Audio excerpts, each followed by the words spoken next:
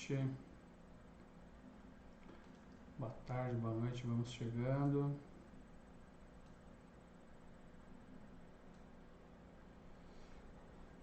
Tô dando uma olhadinha aqui porque eu tô...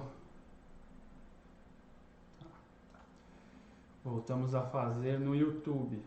Então, o YouTube tá vindo dali, o Instagram daqui. Boa noite, gente. Vamos chegando, falando aí de onde vocês estão participando. Quem tiver no YouTube aí, eu vou focar um pouco mais aqui no Instagram. Então, se alguém quiser participar mesmo, perguntar coisa, vem pro Insta. Por enquanto, em breve a gente vai ter vou ter um outro monitor aqui, eu vou conseguir fazer as duas coisas ao mesmo tempo. Mas é pra gente voltar a ter esse conteúdo por lá também. Salvador.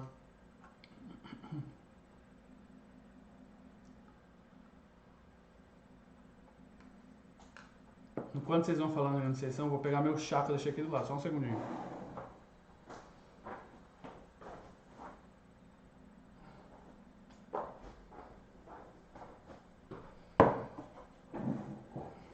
João Pessoa, Canoa Quebrada.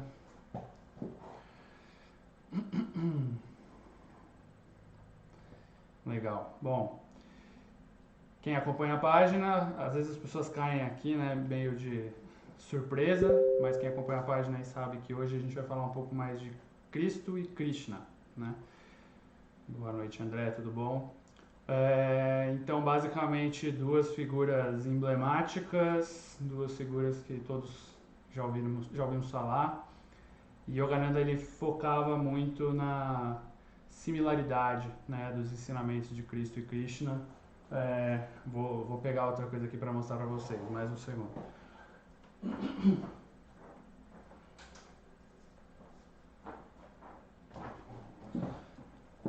Então nós temos um altar, né, que é o altar da Self-Realization Fellowship, das pessoas que frequentam, né, essa instituição que o Yogananda fundou. E no centro desse altar a gente tem justamente Cristo e Krishna, né?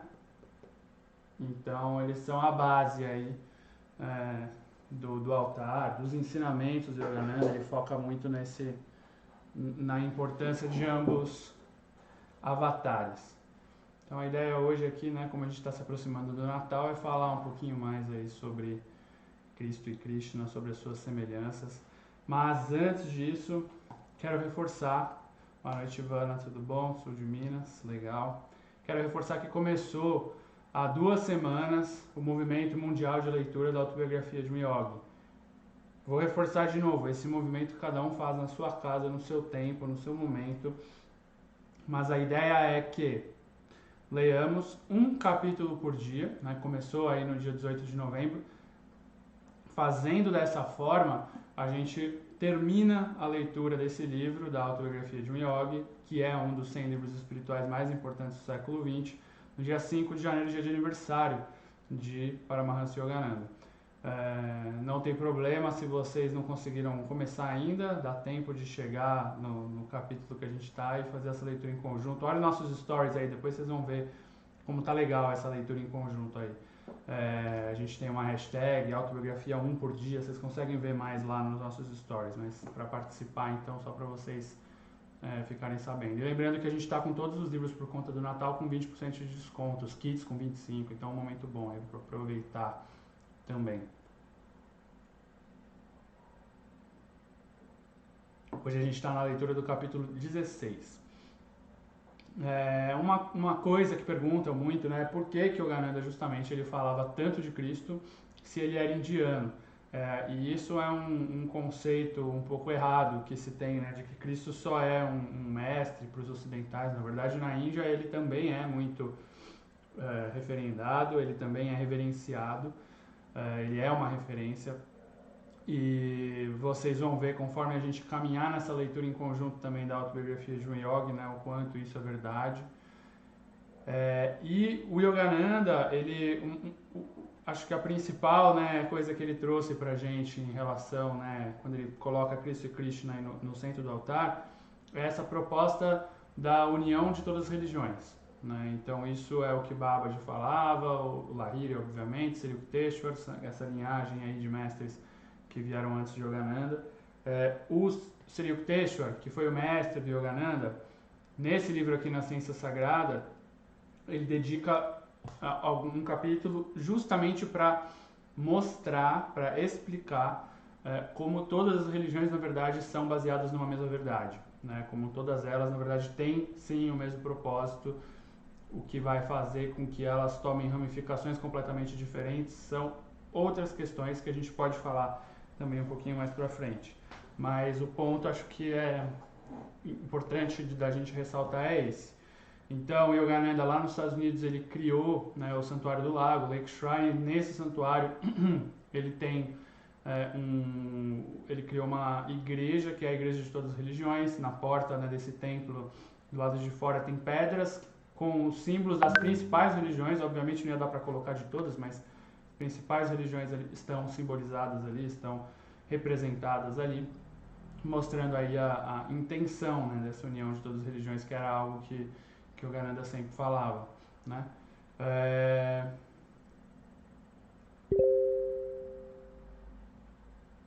E tem um trechinho do Yoga de Jesus, que é um livro que eu nem peguei aqui, nem trouxe aqui. Eu ainda não o livro do Sri Yukteswar é esse daqui, A Ciência Sagrada, tá? O que ele explica, a união de todas as religiões. O que a gente está fazendo a leitura em conjunto é a autobiografia de um yogi, que é a história da vida do Yogananda, né, contada por ele mesmo, que é um grande portal. A gente já fez lives e mais lives para falar dele aqui, enfim. Então, vocês podem acompanhar essa leitura junto com a gente. Tem um trecho do Yoga de Jesus que eu não trouxe aqui para vocês, mas que depois eu posso mostrar, mas ele é basicamente o resumo da segunda vinda, que eu já vou mostrar. Mas o que o Yoga de Jesus fala, né? Esse livro que é também o livro do Yogananda, que a mais reverenciada escritura da Índia a respeito de yoga é o Bhagavad Gita, né? O Bhagavad Gita é um profundo tratado que fala sobre a união com Deus, né? E uma forma aí intemporal para a gente alcançar a felicidade, êxito, equilíbrio na nossa vida diária, né? E o ponto todo que o Yogananda fala é que Jesus, ele conhecia e ensinou exatamente essa mesma ciência universal de realização divina e os preceitos para uma vida espiritual, da mesma forma que Krishna fez, né, no Gita. Então, esse é um ponto aqui que vocês, obviamente, né, vão conseguir entender com mais detalhes nesse livrinho aqui, que são 3, a segunda vinda de Cristo.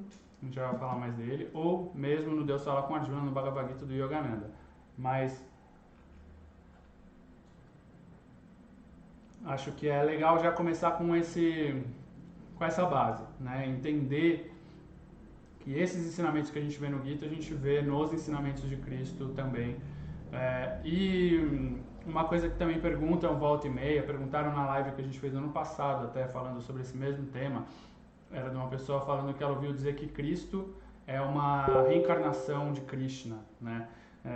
E perguntando se isso é verdade ou não. E Yogananda, ele não tem nada formal escrito sobre isso. Então, eu sempre gosto de reforçar nessas lives que todo o conteúdo que a gente traz, mesmo eu, ou às vezes quando a Maev vem ou outra pessoa vem fazer a live, é sempre baseado nos ensinamentos de Yogananda e no que ele deixou pra gente. Então, nunca é algo da minha cabeça, eu acho que é também, eu acho que não é.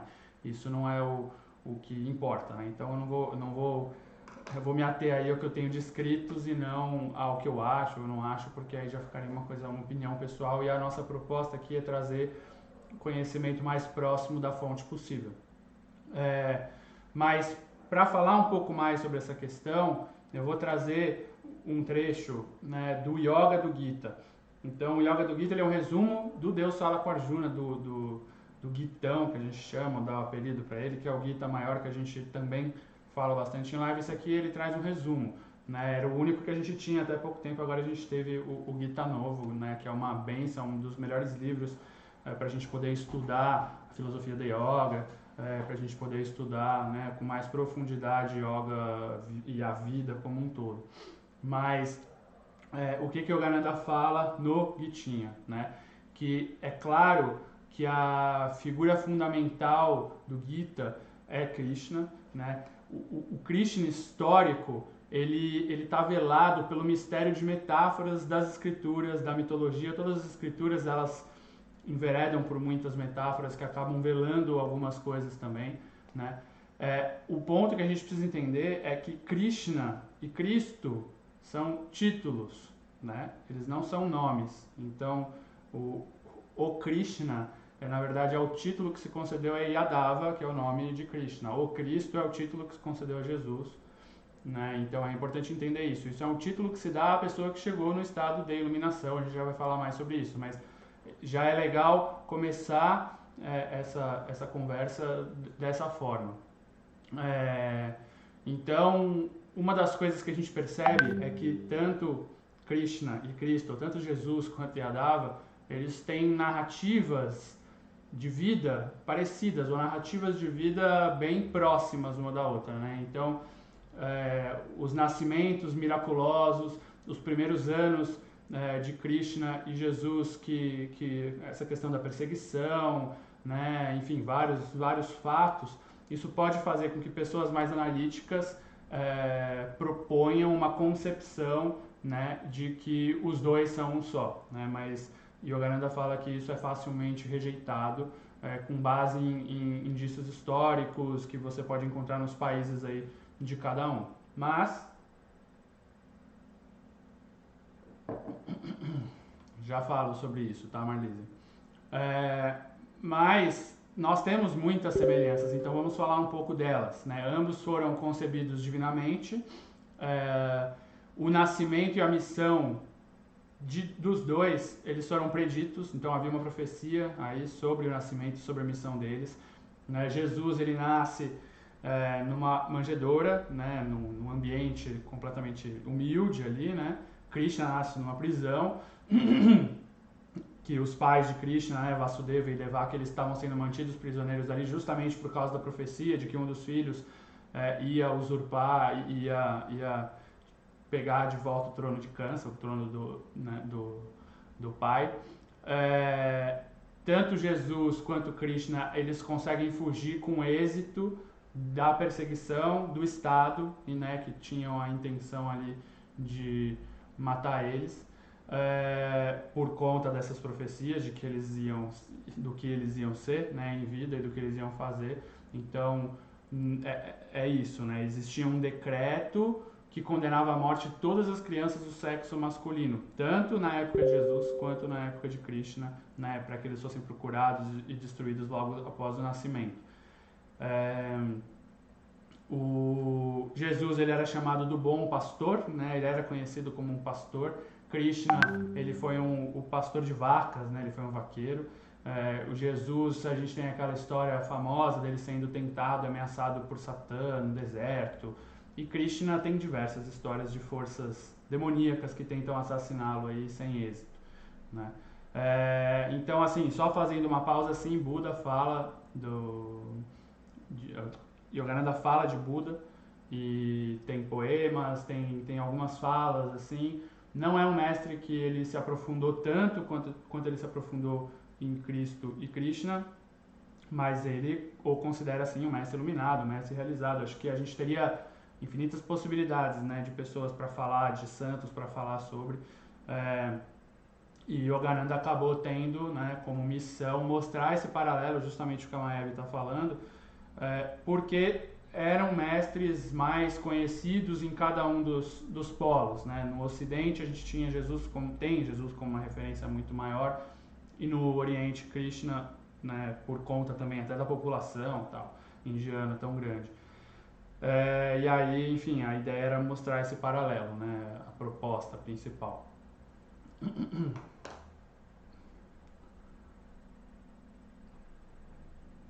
Então, quando a gente fala se Cristo e Krishna são a mesma pessoa, de forma literal não, mas partindo da concepção, partindo da compreensão que Cristo e Krishna nada mais são do que títulos, então, de certa forma, Cristo e Krishna são a mesma coisa, né? Eles têm a mesma conotação espiritual. A gente tem Jesus, o Cristo, e Yadava, o Krishna, né? Yadava, que era o nome da família, né, de Krishna, que eram os descendentes de Adu, que vinham da dinastia Vrishna, enfim. Esses títulos eles identificam o estado de consciência manifestado por esses dois seres iluminados, a unidade deles, né, estando encarnados com essa consciência de Deus onipresente na criação. Então a gente pode chamar de consciência crística universal, né, que o Yogananda usava esse termo com certa frequência, e também Kutasha Chaitanya, que é a consciência universal de Krishna, né. Ambos são o Filho unigênito, o único reflexo sem distorções de Deus que permeia todos os átomos, todos os pontos no espaço, no cosmos, enfim.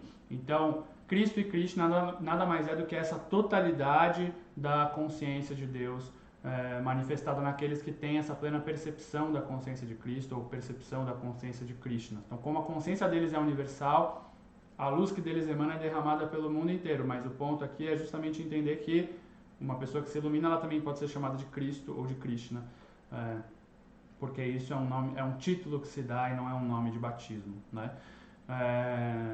Bom, já responderam aí sobre a diferença de tempo entre os dois. Então, o que é um avatar, né, que a gente colocou aí até na chamada? O avatar, ele é uma palavra em sânscrito que literalmente significa a descida da divindade à carne, ou uma encarnação divina, né? O avatar, ele sempre vai ter dois propósitos na Terra. Então aqui, quando estamos falando de avatar, né, pensa em Cristo e Krishna. Os propósitos deles na Terra, eles são qualitativos e quantitativos.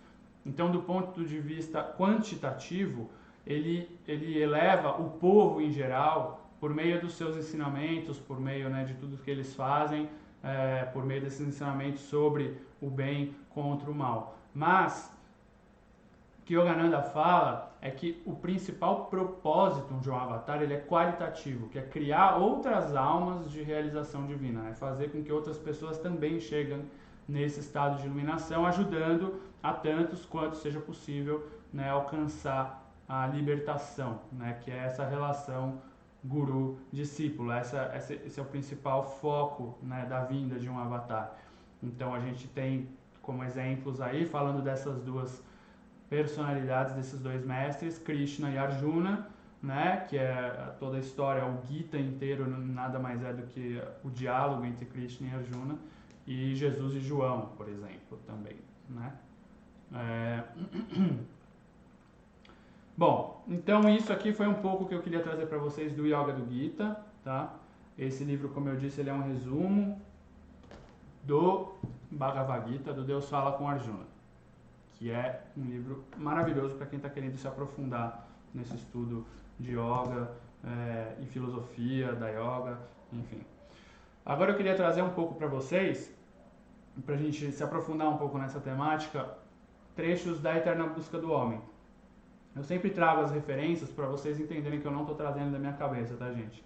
Então, A Eterna Busca do Homem é um livro com coletâneas de palestras do Yogananda. A gente sempre deixa todos os livros na página. No final da live ela vai ficar gravada também, vocês podem conferir e vocês conseguem adquirir os livros lá no link da bio. Eu ouvi dizer que agora até no IGTV dá para colocar link, eu vou tentar no final da live, vocês podem clicar por lá. Mas manda mensagem por aqui, vocês podem perguntar pra gente. Mas o importante aqui é ter a compreensão também de que eu estou trazendo tudo que a gente encontra nos livros de Yogananda e o que a gente consegue trazer numa live é sempre mais resumido. Claro, não dá numa live para a gente se aprofundar tanto nesses temas. Então, nos livros vocês conseguem compreender e ter um melhor entendimento desses assuntos, né, porque vocês vão pegar ele mais completo. A gente manda para o Brasil todo, tá? Mas estamos em São Paulo.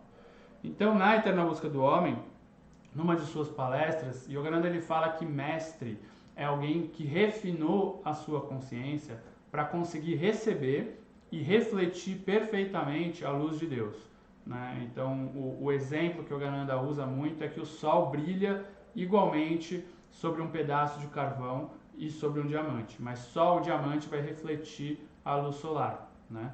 Trazendo essa analogia de que ambos vêm do mesmo lugar, ambos são carbono, ambos têm a mesma forma de criação, ambos são criados da mesma forma, mas cada um vai virar uma coisa diferente. Então a luz de Deus ela também brilha igualmente em todos, né? mas em algumas pessoas o reflexo vai ser mais forte como um diamante, em outras vai ser mais fraco como um carvão. Então o homem de realização ele reflete plenamente a luz divina. Sim, pode retirar pessoalmente, é na Vila Madalena. Manda mensagem no direct, tá? Que a gente fala tudo certinho, que agora a gente tem horários diferentes por conta da pandemia e tudo mais, mas pode retirar aqui sim. É onde eu tô, inclusive. Mas o que o Gananda fala, que eu acho que é uma coisa bem interessante, é uma coisa que algumas vertentes religiosas, e aí quando a gente fala disso, a gente não está falando do cerne da religião em si, né, como a gente fala, como seria o que o texto explica, que a origem de todas as religiões, a intenção de todas as religiões é a mesma, mas existem algumas denominações que elas trazem para a gente um conceito de Deus está muito distante, né? E também de alguns escolhidos deixar a gente um pouco assim, se achando menos do que um mestre, um santo e tudo mais. É claro que nós não estamos no nível deles, mas o que o Gananda fala nessa palestra que eu acho muito interessante é que Deus, ele não cria mestres de um modo especial. Ele não fala assim, agora eu vou criar um Jesus e vou colocar na Terra. Ele não cria as grandes almas de um modo especial. Essas grandes almas se tornam mestres por seus próprios esforços. Elas tiveram que trabalhar, elas tiveram que lutar pela sua libertação, exatamente como o resto da humanidade toda está lutando para chegar à luz da liberdade espiritual, né? Então, em algum lugar, em alguma época na história do mundo, encarnações divinas como Jesus Cristo, como Yadava Krishna, eles desenvolveram a estatura espiritual que predestinou eles a nascerem como avatares, né? Livres de compulsões kármicas, né? Livres de ter que renascer dessa roda da vida, de samsara, que podem falar também. Esses seres eles regressam à Terra só porque eles querem ajudar na libertação da humanidade, ajudar as pessoas, né, a chegar nesse estado também.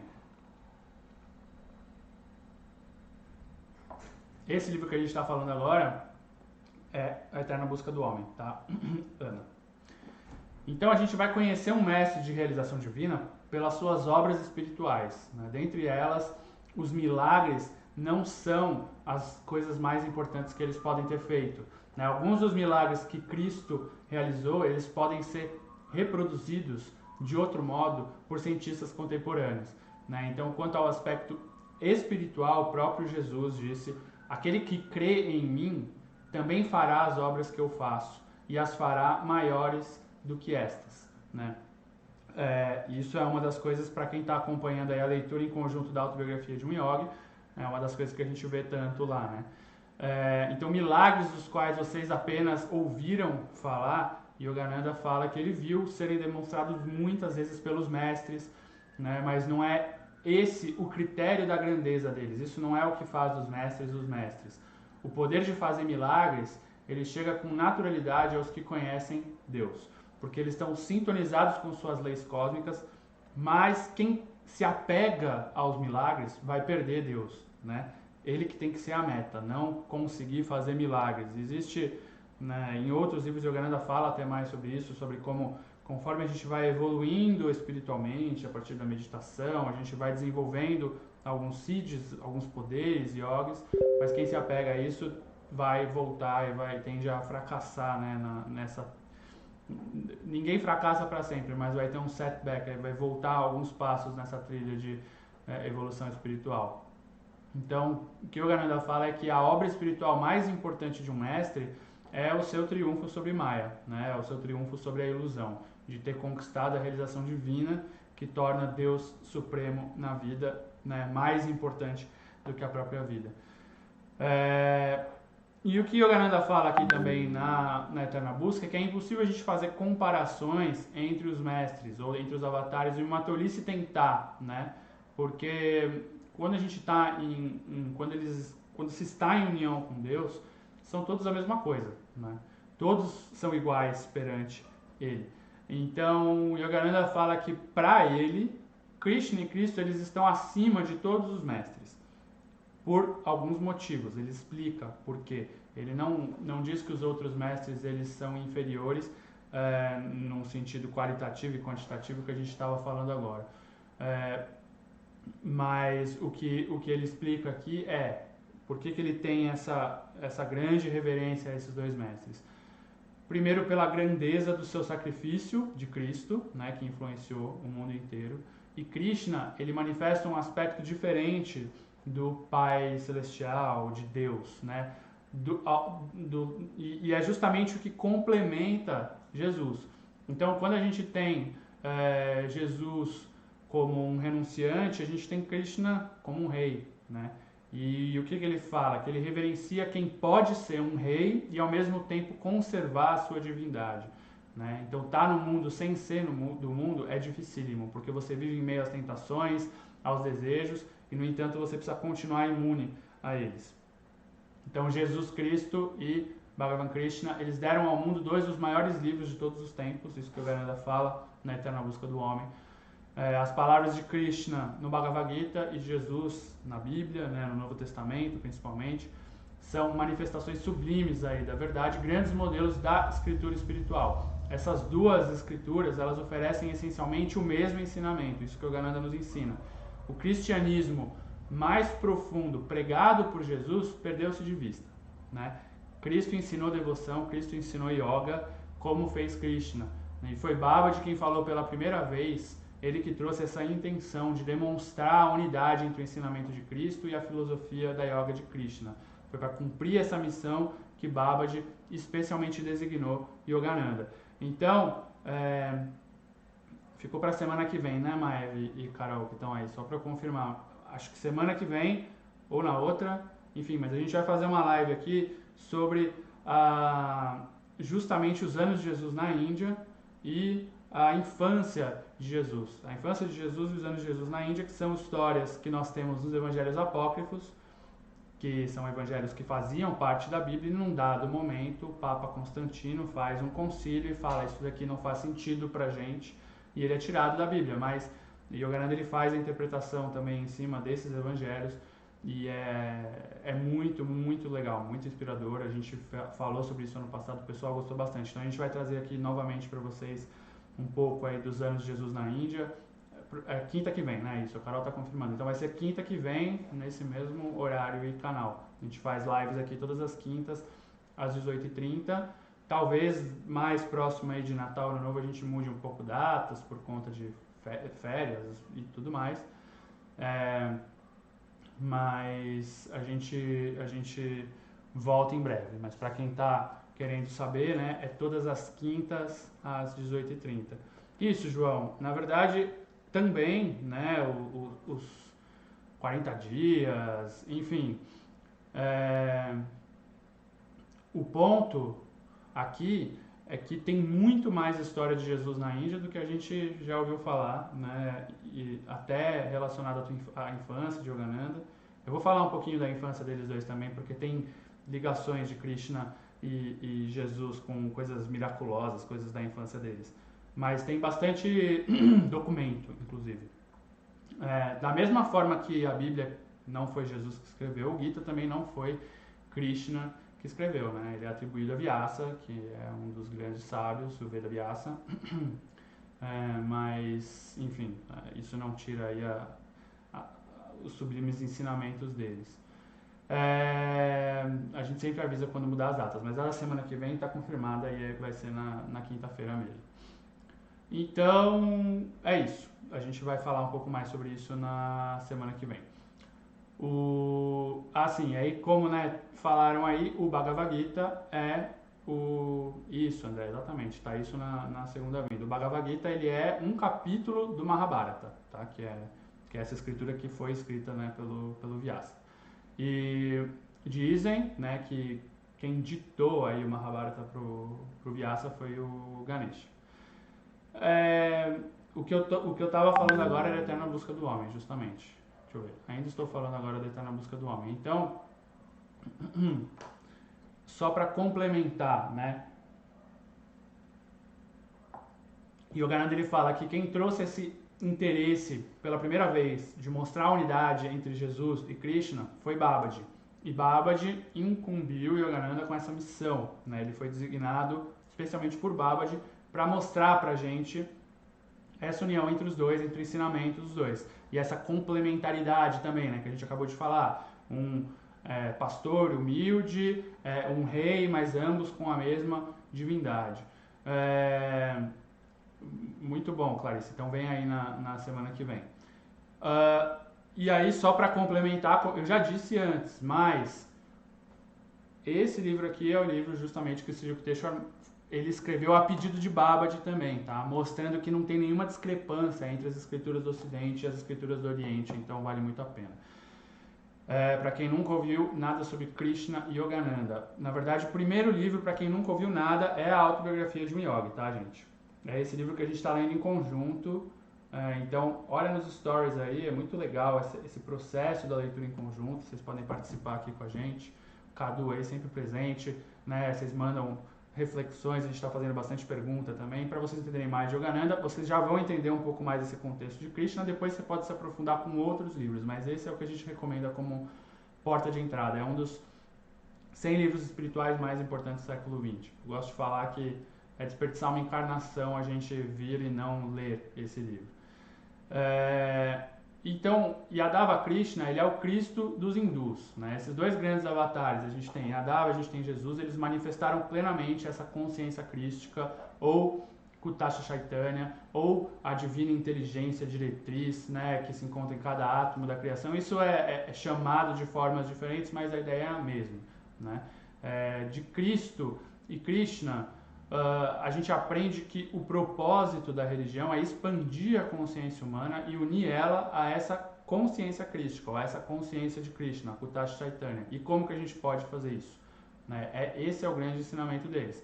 O caminho social é cultivar o amor divino por tudo que existe, né? São os ensinamentos que a gente tem lá nos 2 primeiros passos de Yamas e Niyamas de Yoga, que a gente já falou um pouco sobre isso também. Mas o caminho transcendental, a forma mais rápida, né, da gente chegar nesse processo, como Yogananda ensina e como Jesus também ensina, e vocês vão ver aí na live da semana que vem, é pela meditação yoga, tá? Que é o que Yogananda tanto foca. E esses stories, tudo isso vocês encontram aqui na nossa página, tá, gente? O livro que eu falei do mestre, esse aqui é o mestre do Yogananda, tá? É esse aqui, A Ciência Sagrada. Qualquer coisa, gente, vocês mandam pra gente no direct, que assim que acabar a live, ou em breve, a gente responde pra vocês. Quando Jesus fala, eu e o Pai somos um, né, ele está justamente falando sobre quem conhece Deus se torna um com ele. A consciência desse yogi não está apenas no corpo, ele sente a unidade com o espírito além do corpo e da mente. Então Jesus fala isso e o Gita diz, o espírito supremo, transcendente, existente no corpo, é o observador que se coloca à distância, é o anuente, é o sustentador, o experimentador, o grande Senhor e também o Eu Supremo. Então, essa verdade, né, que Jesus compreendeu quando ele fala o Pai se converteu em mim, essa verdade também está nas escrituras hindus, né, que quando ele fala que a gente tem lá Tattvam Asi, que é tu és isso. Né? Então, tanto o hinduísmo quanto o cristianismo, isso é um ponto importante, creem num Deus só. Alguns ocidentais, sem compreensão, visitaram a Índia e retornam com histórias que geram preconceito sobre as práticas religiosas hindus, né? Que os hindus são politeístas, e na verdade eles são monoteístas. O conceito da trindade, ele também é exatamente idêntico nas escrituras hindus e nas escrituras cristãs. A gente vai ter Pai, Filho e Espírito Santo, a gente vai ter Brahma, Shiva e Vishnu. Já fala sobre isso, Cessis. Então, a trindade, ela não é uma negação do Deus único, né? Ela ilustra uma verdade metafísica, de que quando Deus fez essa criação, o um se tornou 3. Né? Mas, para falar de Kriya Yoga, não vai dar tempo de falar nessa live. Eu recomendo, a gente tem uma live que a gente falou sobre Kriya Yoga, uma live de Babaji, que está a Maeve e o Ricardo Abud, está aqui salva no IGTV, tá? Então você pode ir lá e assistir essa live, recomendo. Mas se você quiser mais informações, fala com a gente por direct. Eu gosto só de lembrar que o Yogananda ele deixou um formato, né, para a gente se iniciar em Kriya Yoga. Então, primeiro começa recebendo as lições, as técnicas de meditação, que em breve teremos bastante novidades aí sobre isso, e depois se inicia, tá bom? Mas manda no direct que a gente responde com mais atenção. Depois da autobiografia vai depender muito qual livro que você vai manda no direct também, porque tô mais interessado em saber coisas pro meu relacionamento, talvez seja o romance com Deus, ou no trabalho, tá difícil, não tô conseguindo tal coisa, talvez o jornada para autorrealização, enfim, tem muitas possibilidades, tá? Mas você pode mandar pra gente no direct falando assim, olha Yuri, eu gostei muito disso, ou eu me interesso mais por isso, tem livros que são mais diretos, livros que são mais de estudo, então vai depender muito aí do seu momento. Houve uma live que eu falei da primeira vinda de Cristo, quando eu estava falando da segunda vinda de Cristo, né? A segunda vinda de Cristo, que é o livro de Yogananda, que a gente fala tanto, e aqui eu estou falando um tanto de alguns trechos dele nessa live, e eu já falei sobre a primeira vinda de Cristo, né? E algumas pessoas perguntam, mas como assim? Né? O que é essa primeira vinda de Cristo?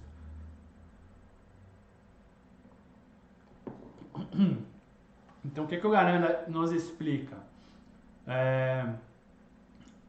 Esse aí já é um ponto que não vai dar para explicar agora, Lucas. Se der tempo eu explico mais pro final. Pergunta no direct. No princípio, quando a gente não tinha criação nenhuma, quando nada existia, só Deus existia, né, havia o Espírito. E esse Espírito ele quis criar e, mediante o seu pensamento volitivo, a sua volição própria, ele projetou uma grande esfera de luz ou uma energia cósmica que se converte aí no universo, né, o Big Bang, enfim. Essa energia cósmica é o Espírito Santo, né? Então, o Espírito significa algo invisível e inteligente. Espírito Santo refere-se à vibração espiritual ou energia da criação, em que a inteligência de Deus é imanente, ela está lá como consciência crística. Então, o Filho unigênito, o reflexo puro de Deus na criação, é a consciência crística. Essa é a primeira vinda de Cristo. Então, a inteligência crística é o que mantém o universo em equilíbrio. A gente tem Deus Pai, né, aqui falando da Trindade, né, a gente tem Deus Pai, que é a inteligência além da criação, a inteligência imanifestada. A gente tem o Filho, ou a consciência crística, que é a inteligência de Deus, só que já na criação, e o Espírito Santo, que é a vibração inteligente da própria criação, né? Então, muito antes de Cristo mencionar a Trindade, ela já era descrita nas escrituras hindus, como o Om Tat Sat também, né, da vibração cósmica, da inteligência crística de Deus Pai. Eles têm essas analogias. Bom, a Maev aí, ó, vocês podem, tudo que a Maev responder, vocês podem considerar, tá? Minha sócia aqui nesse projeto, então isso também me salva tempo para eu conseguir falar mais sobre o tema que a gente quer tratar. E aí Jesus, ele disse na Bíblia, né, buscai antes o reino de Deus e todas essas coisas vos serão acrescentadas. E atualmente é popular a gente buscar prosperidade, mas a gente pode ficar doente, a gente pode ficar impossibilitado de desfrutar a nossa riqueza acumulada ao longo da vida. Então, por isso que Jesus advertiu que a gente primeiro tem que buscar o reino de Deus, né? E no Gita, Krishna aconselha exatamente a mesma coisa. Ele fala, abandonando todos os outros dharmas, todos os outros deveres, lembra-te só de mim e eu te libertarei de todos os pecados. Então, tanto na Bíblia quanto nas escrituras hindus, a gente encontra as doutrinas morais básicas da religião, que seria o que Teixeira também fala no livro dele. A mensagem do Gita inclui os preceitos dos 10 mandamentos do cristianismo e também a razão por que é errado transgredir esses 10 mandamentos. O Gita faz uma sábia advertência: aquele que ignora as determinações das escrituras e segue seus próprios desejos desvairados não encontra a felicidade, não encontra a perfeição nem a meta infinita.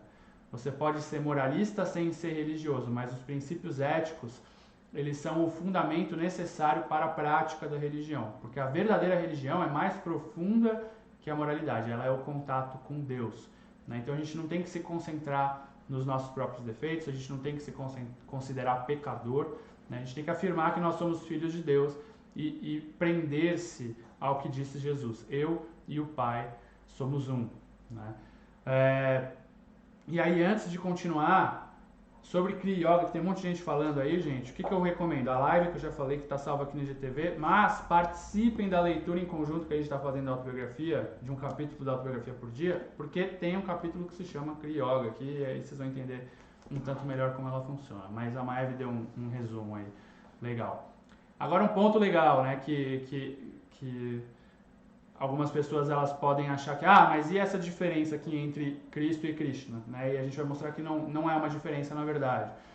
A reencarnação, exposta por Krishna com tanta beleza no Gita, é uma das doutrinas espirituais mais úteis e inspiradoras, porque sem ela a gente não conseguiria compreender a justiça de Deus. A gente falou disso na live passada ou retrasada, né? Por que um bebê nasceria com alguma questão de saúde mais grave? Por que enviaria Deus a uma família 2 bebês fortes e sadios e um outro com algum tipo de deficiência?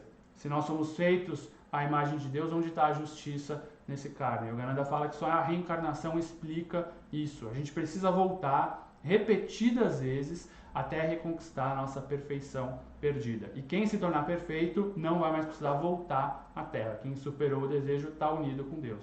Jesus referiu-se a isso quando ele disse: a quem vencer, eu o farei coluna no templo do meu Deus, de onde não mais sairá. E o Gita promete a mesma coisa. Ó Arjuna, isso é estar estabelecido em Brahman. Brahman é o Deus Supremo. Qualquer pessoa que entre nesse estado nunca mais será iludida.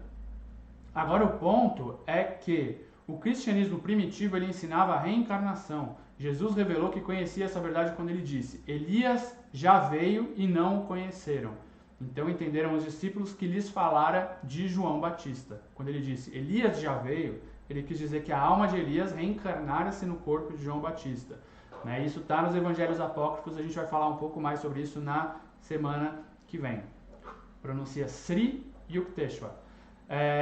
A leitura, ela não é uma leitura que a gente está fazendo em conjunto, tá? A ideia é assim, cada um faz a leitura na sua casa, mas a gente lê o mesmo capítulo todos os dias. Quem não está no mesmo capítulo, vai lendo até chegar no capítulo do dia. Hoje estamos no capítulo 16, tá? Então a gente está no capítulo 16, dá tempo de chegar ainda, quem for começar agora, tranquilamente. Na autobiografia, veremos em breve, encontros do Yogananda com Jesus. Tem um encontro muito bonito quando ele acaba de escrever as escrituras, a segunda vinda de Cristo, inclusive. E os encontros de Yogananda com Jesus, eles são um pouco mais conhecidos, algo que a gente fala até com mais frequência. Mas também temos encontro de Yogananda com Krishna, que também veremos na autobiografia de um yogi, no capítulo 43, então ainda falta um pouquinho. Mas isso acontece uma semana antes dele ver o mestre dele depois da passagem, que é maravilhoso, Esse é um dos capítulos prediletos meus da autobiografia, que é quando o Sri Yukteswar volta depois da sua morte, O capítulo se chama Ressurreição de Sri Yukteswar, e ele conta sobre o mundo que ele estava ali. Nem pode se dizer encarnado porque não era de carne o corpo dele lá, mas enfim. O que acontece, antes desse encontro de Yogananda com o Sri Yukteswar? A gente alcança, Herbert, dá uma paradinha aí. Ele fala que a gloriosa forma de Krishna aparece num brilho tremeluzente quando ele se encontrava sentado no seu quarto no Regent Hotel em Bombaim. Ele viu no alto de um edifício, do outro lado na rua, uma visão clara, inefável, de Krishna, que ele podia contemplar ali da janela aberta do terceiro andar. E quando ele vê isso, ao mesmo tempo ele vê um imenso vale azul, circundado por montanhas que fulguravam como joias. Em redor dos picos opalinos haviam neblinas errantes. Isso aqui eu estou lendo da autobiografia, tá, gente? Um rio de silêncio fluía, de brilho diamantino. E ali, saindo das profundezas das montanhas, vi Jesus e Krishna caminhando de mãos dadas. O Cristo, que orava às margens do rio Jordão, e o Krishna, que tocava flauta às margens do rio Yamuna. Eles me batizaram nas águas radiantes, minha alma dissolveu-se em profundezas insondáveis. Tudo começou a emitir chamas astrais, meu corpo, as formas de Cristo e de Krishna, os montes iridescentes, o rio luminoso e o céu longínquo transformaram-se em luzes dançantes, enquanto átomos de fogo esvoaçavam. Finalmente, nada permaneceu a não ser uma suave luminosidade em que toda a criação palpitava. Ó Espírito, em meu coração curvo-me várias vezes diante de ti, luz eterna em que se fundem todas as formas. Então esse é o trecho aí que ele fala do encontro de Cristo e Krishna. Essa é uma imagem bem famosa na Self-Realization Fellowship, que é Cristo e Krishna de mão dadas ali nesse rio.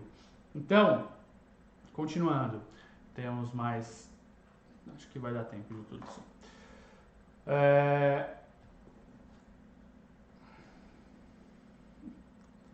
Essa ideia do comentário, a gente não pode organizar por várias questões, mas dá para se fazer entre amigos. Aqui tem uma questão logística também muito complexa, né? Todos os dias, enfim. Mas por isso que a gente faz essa ação nos nossos stories. Então, eu convido vocês a participar, né? Entre nos nossos stories, a gente está usando a hashtag autobiografia 1 por dia, tá? Leia, Lucas, a autobiografia de um yogi, você vai entender um pouco melhor toda essa realidade. Então, aqui voltando para a segunda vida de Cristo, tá?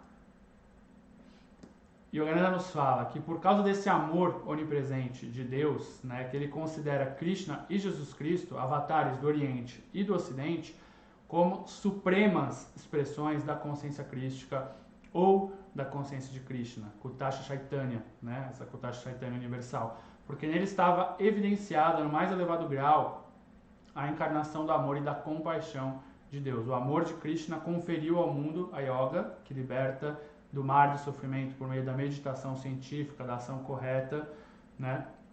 E Jesus demonstrou em todos os seus atos de auxílio aos doentes, aos abandonados, né, e na consumação do sacrifício do seu corpo para aliviar o pecado de muitos, ele mostrou aí, né, ser infinitamente misericordioso e compassivo. Então, o supremo significado do nascimento de Jesus é o perdão de Deus, ainda que o homem se lance ao mais obscuro abismo do esquecimento de Deus, rejeitando com desdém o Senhor em favor de gratificações materiais. Ele é, por fim, resgatado por essa atração do amor divino que existe no seu interior, existe ao seu redor, que vai ajudar esse processo evolutivo ascendente, natural, né, de retorno a Deus. Então essa é a mensagem universal que Jesus, o Cristo, veio proclamar, movido pelo oculto amor de Deus que se manifestou na divindade de sua vida. Sim, a autobiografia de um yogi é um portal aí para muita gente. Essa página existe basicamente por conta desse livro também. Já falei sobre essa história algumas outras vezes, mas tantas outras pessoas e pessoas conhecidas, né, que a gente já falou também em algumas lives, que esse livro mudou a vida delas. E agora eu vou dar um spoiler, eu não vou falar especificamente do tema, né, da live, de tudo da live que eu trarei na semana que vem, mas existem algumas semelhanças engraçadas entre Cristo e Krishna na infância também. Então, nos evangelhos apócrifos, eu vou contar essas histórias com um pouco mais de detalhe, né, na semana que vem, mas tem histórias de Jesus, que Jesus tinha o poder, a capacidade de mudar o tamanho dos objetos ao seu bel prazer, né? E ele ajuda o pai, inclusive, o pai ele faz um trono encomendado por um governador e no final o trono ele está num tamanho que não é o tamanho correto.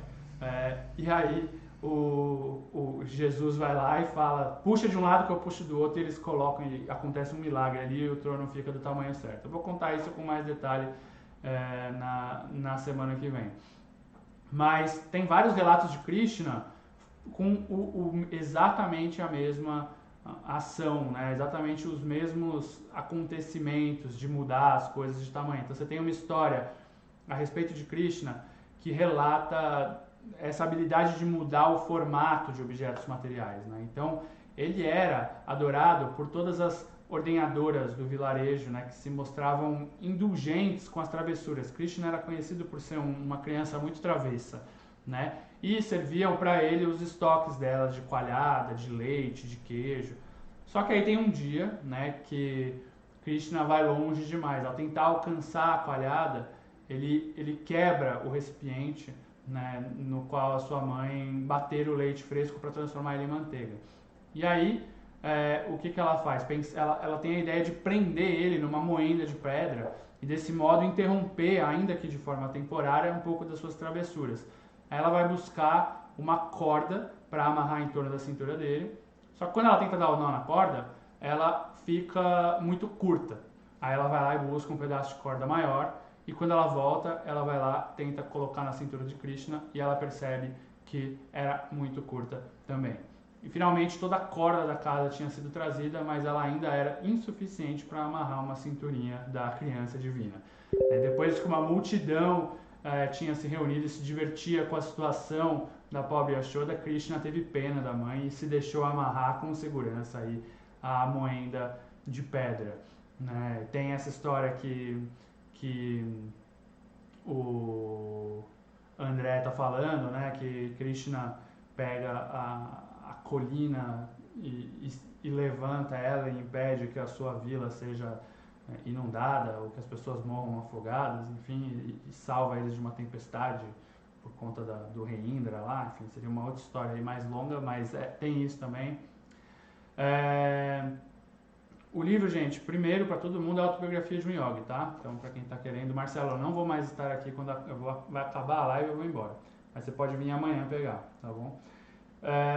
Mas vocês encontram lá no link da bio, vocês podem pedir por direct. Então, só entrega em qualquer lugar do Brasil. Ou quem mora aqui em São Paulo, Vila Madalena, vocês podem vir pra cá. Agora, sobre essa questão, VH Panhoca. Segunda vinda de Cristo. Aí eu não vou conseguir entrar porque tenho pouco tempo para finalizar. Mas não e isso é um ponto importante, né? Quando você fala o que eu acredito, de novo. Eu nunca trago o que eu acredito, eu sempre trago o que eu tirei dos livros do Yogananda. Então seria um assunto que eu gosto sempre de ter um pouco mais de embasamento para trazer, para não falar nada errado, por mais que eu saiba o que ele fala sobre isso, mas eu não lembro todos os detalhes, então deixo para uma outra oportunidade para não falar nada errado. Os e-books eles vão ser lançados eventualmente, é algo que a gente está conversando com a editora, mas ainda não sabemos a data. Tinha até uma previsão de ser ainda esse ano, mas enfim, a pandemia mudou aí muitas programações. Ainda nesse livro, na Segunda Vinda de Cristo, o Yogananda ele fala que essas encarnações divinas, elas não vêm trazer uma religião nova, uma religião exclusivista. Né? A ideia de Jesus não é criar o catolicismo, o protestantismo, qualquer coisa do gênero. Elas vêm para restaurar a religião única, que é uma religião só, da realização divina. Então todos os grandes mestres, como ondas, eles banham-se no mesmo mar eterno e eles se tornam uno com ele. As mensagens externamente distintas dos profetas, elas existem e elas são parte de uma necessária relatividade, porque imagina que tem que se adaptar a um contexto social, a uma comunidade completamente diferente, a comunidade de Jesus, que é a comunidade de Maomé, que é a comunidade de Moisés, que é a comunidade de Krishna, que é a sociedade nessa época. Né? Então, existe essa necessidade de adaptação. Então, embora externamente elas aparentem ser diferentes, é a estreiteza mental que cria intolerância religiosa, que cria denominações separatistas, que reduzem a verdade a uma adoração ritualista, a um dogmatismo sectário.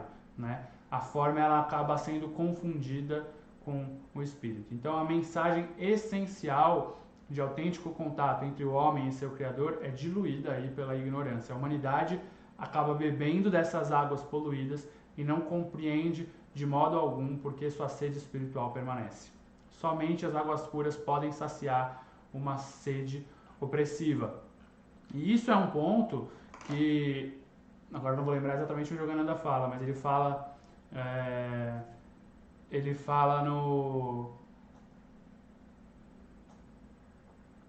de como gera-se um mau karma, pessoas que se intitulam mestres, né, e pegam, por exemplo, esses ensinamentos e repassam da forma que eles querem, ou da forma que faz sentido para eles, para dominar ou para fazer valer uma vontade, um interesse. Isso não é algo muito positivo para o seu karma, segundo Yogananda. E aí a gente tem, né, para trazer de novo, né, por que isso acontece? Eu sempre gosto de trazer aquela historinha, então me desculpa aí quem já acompanha as lives há muito tempo, vai ouvir essa história pela 100ª vez, mas sempre tem gente nova nas lives, então eu acho bom falar de novo, né, um exemplo que eu gosto muito. O Yogananda tinha um discípulo, um seguidor, chamado Anandamoy, Brother Anandamoy, e ele falava o seguinte: se a gente colocar todos os mestres, todos os santos de todas as religiões numa mesma sala, nós teremos a harmonia perfeita, nós teremos paz perfeita. Se nós colocarmos todos os seguidores desses mesmos santos numa mesma sala, a gente vai ter guerra, a gente vai ter destruição, a gente vai ter o caos. Por quê? Porque a diferença entre os santos e os seguidores é que os mestres, eles têm a experiência da religião e os seguidores, eles têm a crença, né? Então, o ponto aqui é, nós temos que chegar na experiência e sair da crença. E isso só vem com prática, com quanto mais, né, que o Yogananda fala, quanto mais a gente medita, mais a gente vai tendo experiência, mais a gente vai chegando próximo desse lugar. Então, acho que isso é um ponto que eu acho bem interessante da gente ressaltar, né? E se a gente reverencia o Pai Celestial, se a gente reverencia Mãe Divina, uma pessoa uma vez perguntou, inclusive para o Anandamoy, por que a gente não tem deuses no altar da Self-Realization Fellowship, né? E aí, principalmente por dois motivos que a gente não tem deuses no altar da Self-Realization Fellowship. Primeiro, porque os deuses fazem a gente buscar fora, e eles reforçam o antigo hábito de adoração, né? Então, a gente só tem, eu vou mostrar para quem chegou depois, os altares, o altar da Self-Realization Fellowship é esse aqui. Vamos ver se não fica escuro demais. Mas, Cristo e Krishna no meio, né? Como eu tinha falado, Babaji, Lahiri Mahashaya, foi discípulo de Babaji, Sri Yukteswar e Yogananda. Então, só temos pessoas.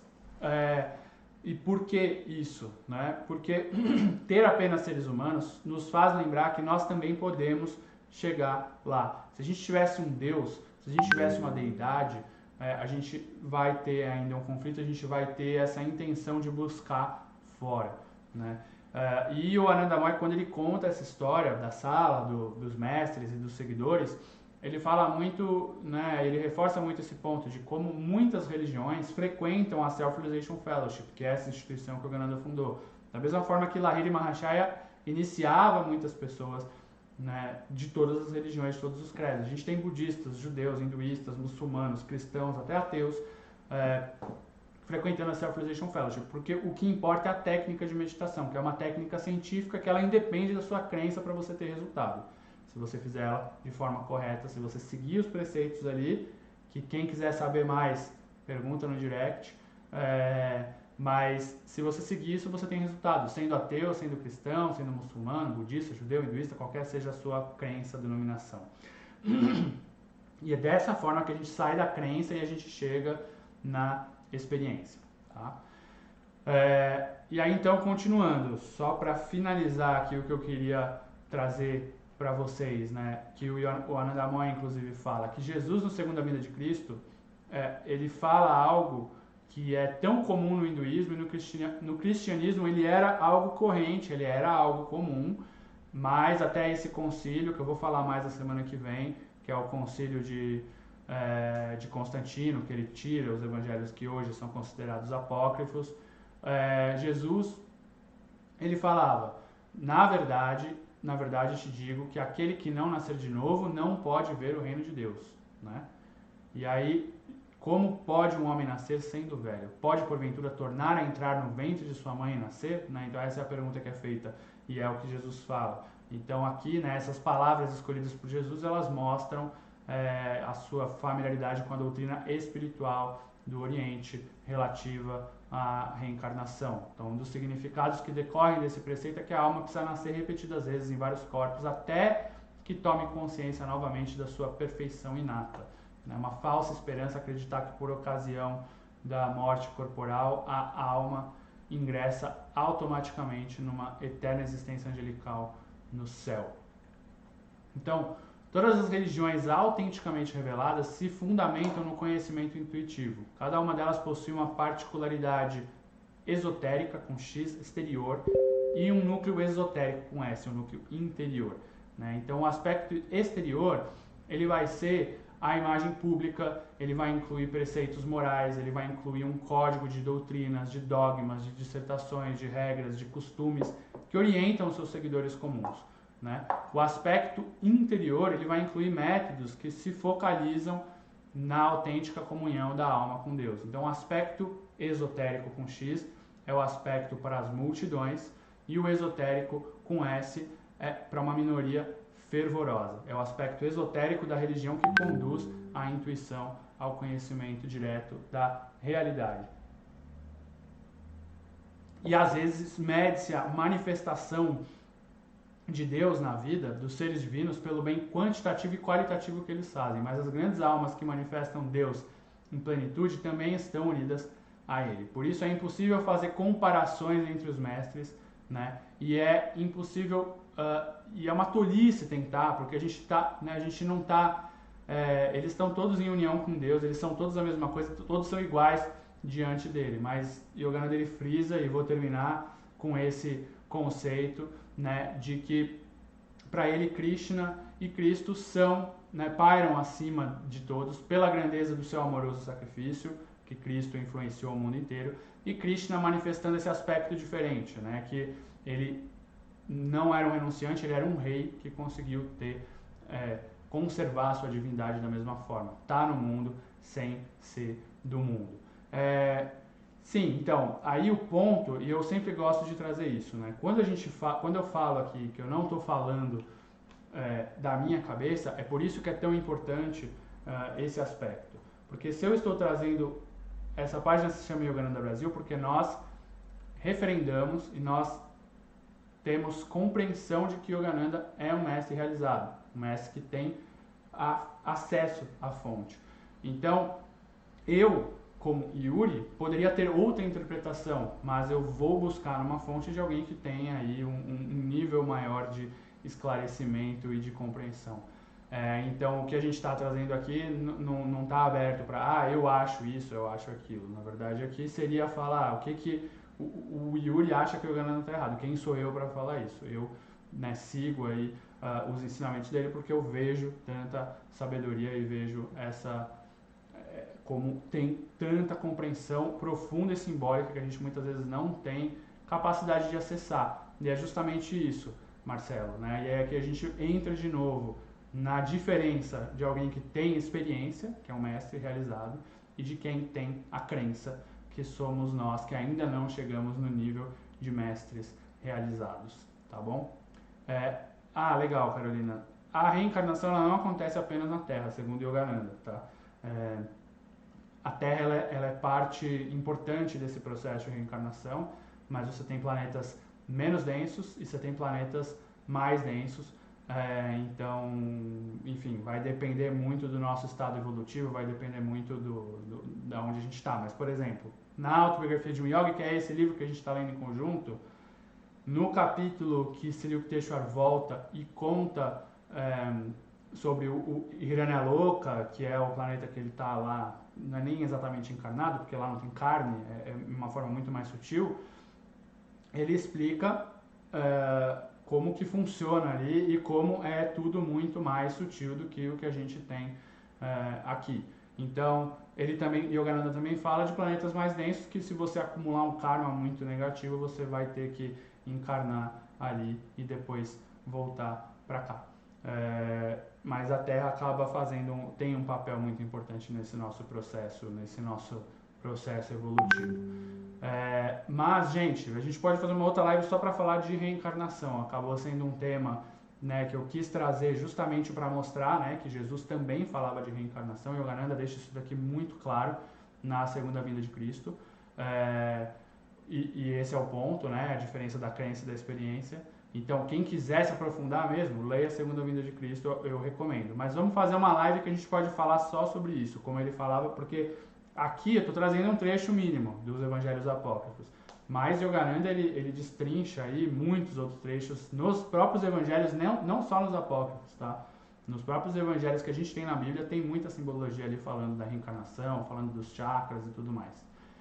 É isso, gente. Então, semana que vem falaremos sobre os anos de Jesus na Índia, sobre a infância de Jesus, tá? No mesmo horário, quinta-feira, 18h30.